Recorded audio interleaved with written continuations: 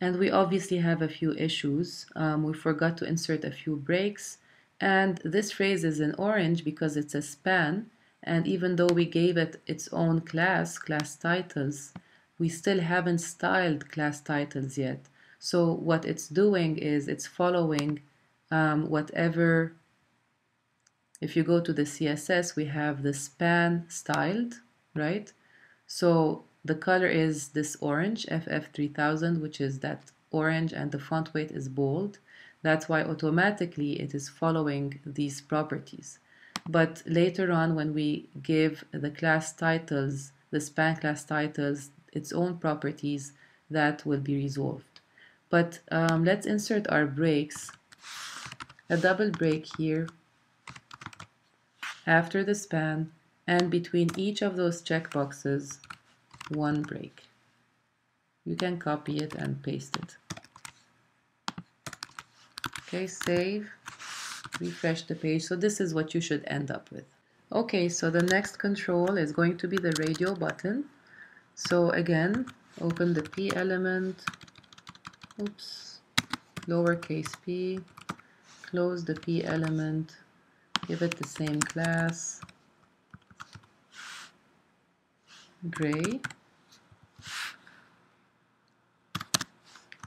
span, close the span, and insert two breaks.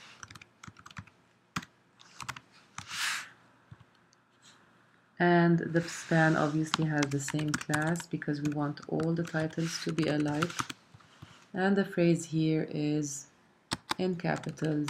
You have the tendency to be moody and prefer to be left alone. Okay, you have the tendency to be moody and prefer to be left alone. Space. Now the input element, which is self-closing, so we don't need to close it. But we're using the type attribute with the radio value. Name, mood, ID, morning, and then value is morning person. We will explain eventually when we apply the form why we are using the value attribute here and not somewhere else, and why other things are being used and not others as well. So let's type this now and explain as much as we can, and then we'll clarify everything later on once the form is complete. So after the input syntax, let's open the label element and close it, and just insert a break after that for morning, and the phrase here is in capitals, in the morning. Okay, let's copy all this with the break and paste it 2 more times, but remove the last break and place it next to P. Okay, so we have a break after the first label, a break after the second label, and then the third break is after the P. So for the second part, let's change ID. Let's make this noon, and obviously ID and 4 should match, so 4 should be noon as well. We're keeping the name value the same, so it's going to be mood and mood and mood, and we'll explain why that later. It has to do with the name attribute, and notice that we have different values for the name attribute with the checkbox, right? So the checkbox has different values for the name attribute, but the radio has the same value. Why is that? We'll see again later once we finish with the form. So noon and noon, the value here is going to be noon person, and we're going to say at noon. The third one is going to be, again, we keep mood. ID is going to be evening. 4 should match what the ID value is, and the value here is going to be evening person, and here we would say in the evening, capitals. Okay, so that's good. Let's save and refresh the page.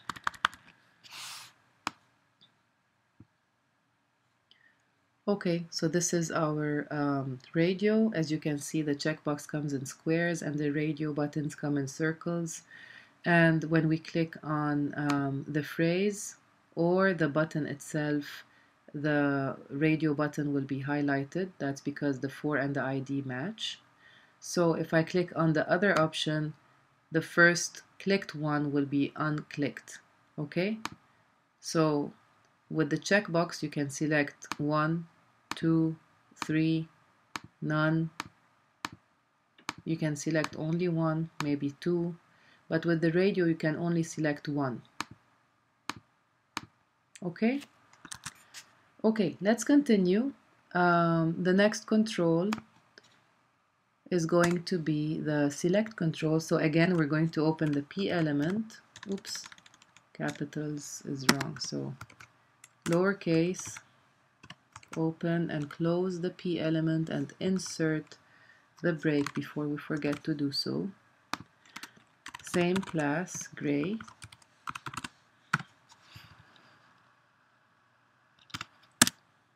And let's open the label element and close label. And insert a couple of breaks. Okay, now for the label, we're going to use the for attribute. The value is going to be city. Same class, titles, because we want all these titles to look alike. And the phrase is going to say the following. If you choose to stay 2 extra days with us, which European city would you like us to visit? Okay, so the user is supposed to choose from a drop-down. Okay, so we're going to use the select control now.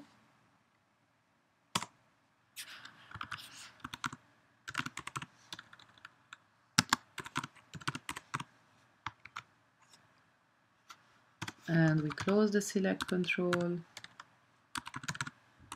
Before proceeding, it's a good habit, otherwise we will forget. Name is EU city, and ID obviously should match the value of 4, so it should be city. And here we're going to use the option element, which opens and closes.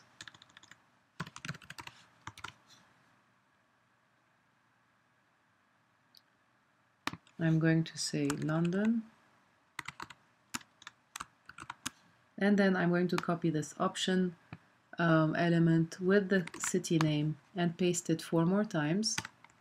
2, 3, 4, 5, and just make changes here, like Rome, maybe Copenhagen, Madrid,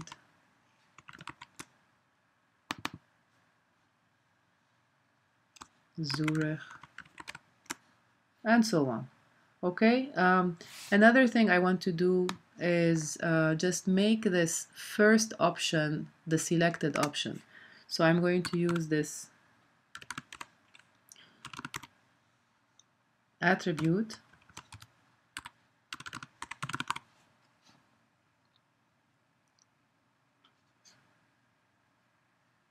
So the element is option, selected attribute, and the value is going to be selected so that when the page loads, the London city, the city of London, will be the one that's selected by default.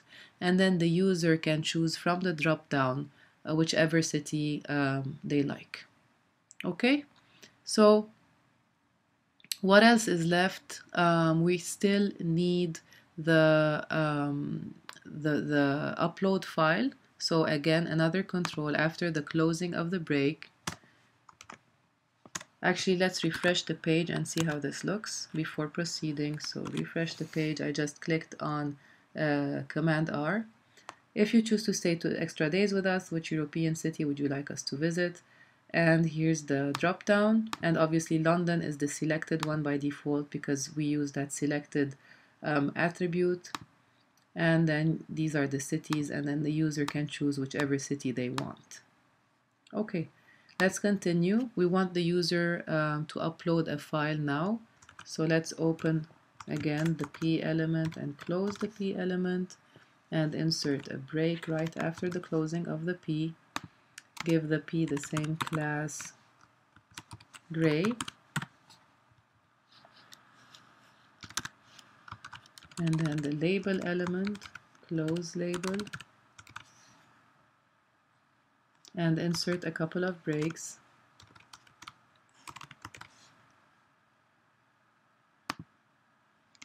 For your file, because we want them to upload a file, so we're using a value that makes sense to us. Class again is titles for everybody, and then please upload your picture. So this allows the user to basically go to their hard drive and select a picture and upload it. And then the input element, I always struggle with the lowercase and the capital. So the input element type, this time we're not using type text or type. Let's see what we've done from the beginning. We're not using type text. We're not using type checkbox. We're not using type radio. We're using type file, if you remember from the lecture, so that the user uploads a file. And then the name is going to be file. ID should match what we have in the for attribute, so it should be your file. Okay, let's save this and refresh the page. Please upload your file, and then this browse button appears, so when you click on it, it takes you to wherever you want to go. Perhaps on your desktop you have an image that you wish to upload, and so forth. Okay, let's continue. Now we want to add the last thing, which is going to be the submit button. So again, open and close the P, same class, gray, input,